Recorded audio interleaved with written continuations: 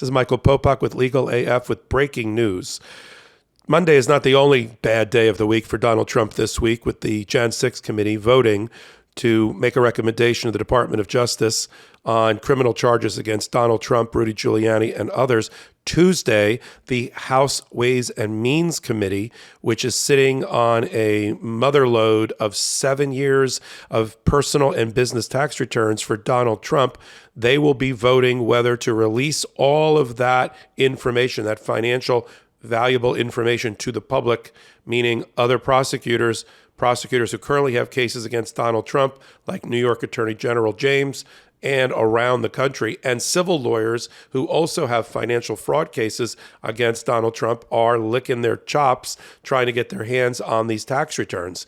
It was a followed series of events, but starting in 2019, the House Ways and Means Committee, headed then and now by Richard Neal, sought the tax returns directly from the Internal Revenue Service, the Department of the Treasury. Because at the time Donald Trump was still in power, his Treasury Secretary, Steve Mnuchin, refused to turn over those returns, doing the bidding of his boss, Donald Trump. It took the lawsuit that was brought by the House Ways and Means Committee that was assigned, unfortunately, to a Trump-appointed judge in Trevor McFadden.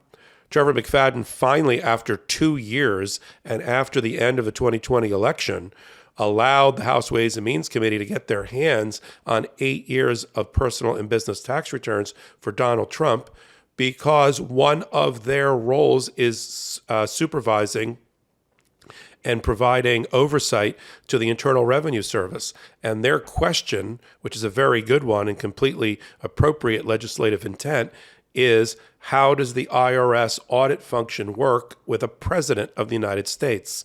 Do we have to enhance certain rules and regulations as it relates to the president of the United States?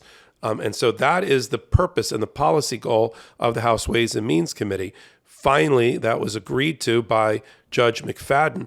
However, Judge McFadden, a Trump appointee, as I mentioned, also noted just gratuitously in his 48-page ruling that he hopes the House Ways and Means Committee doesn't vote to release these tax returns publicly, although in the same breath he had to recognize that they have the full power to do that as a legislative body in making recommendations. And his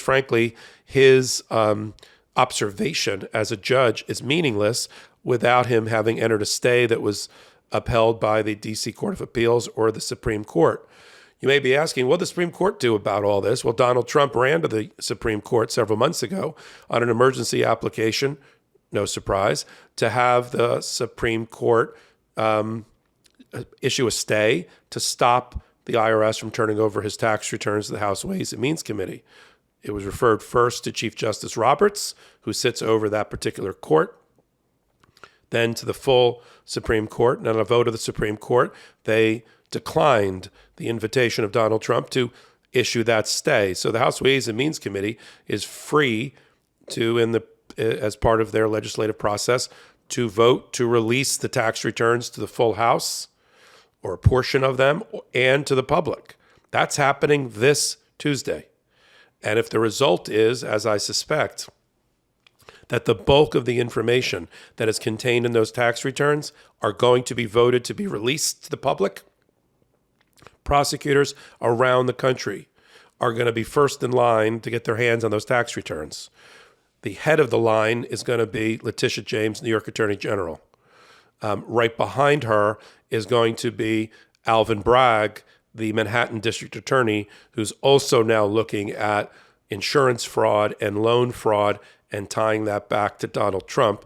After letting that case sit for over a year, he'll now have new evidence and new information he never had before. But there are civil lawyers around the country that are handling, at the present time, fraud cases, civil fraud cases against Donald Trump and his children related to, him hawking telecom investments or telecom multimedia presentations and the like. So there are a number of lawsuits that are going on in Florida and in New York and in other places where the civil lawyers would like to take a gander at those tax returns to see what they reveal about representations that Donald Trump made as a spokesperson, as a marketer, as an advertiser, as a shill, as a grifter in selling products on licenses, much like his recent NFTs selling, phony images of himself that weren't even created independently. They were scraped from the internet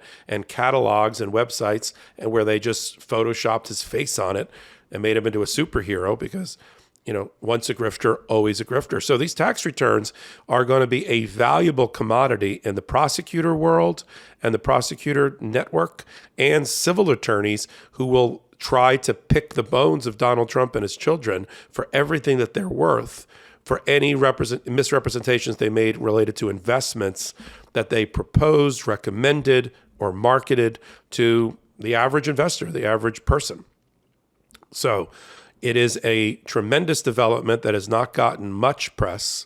We're reporting on it here on Legal AF and on the Meidas Media Network that on Tuesday, the House Ways and Means Committee votes to release 7 years of tax returns, business and personal, for Donald Trump to the public at large, prosecutors everywhere, civil lawyers everywhere. So the focus, of course, because we're all getting a little bit of Trump fatigue, is on Monday's Jan 6th vote on a symbolic referral to the Department of Justice, a department that's already turbocharged with the arrival of Jack Smith. But if you're really following closely what's happening here, the real potential financial jeopardy for Donald Trump is not the symbolic vote for a symbolic recommendation by the Jan 6 committee. It is the release of his tax returns that he has fought tooth and nail over the last 4 years to avoid turning over by the House Ways and Means Committee. And we will follow up after the vote on Tuesday. This is Michael Popok reporting for Legal AF. At MeidasTouch, we are unapologetically pro-democracy, and we demand justice and accountability. That's why we're spreading our message to Convict 45.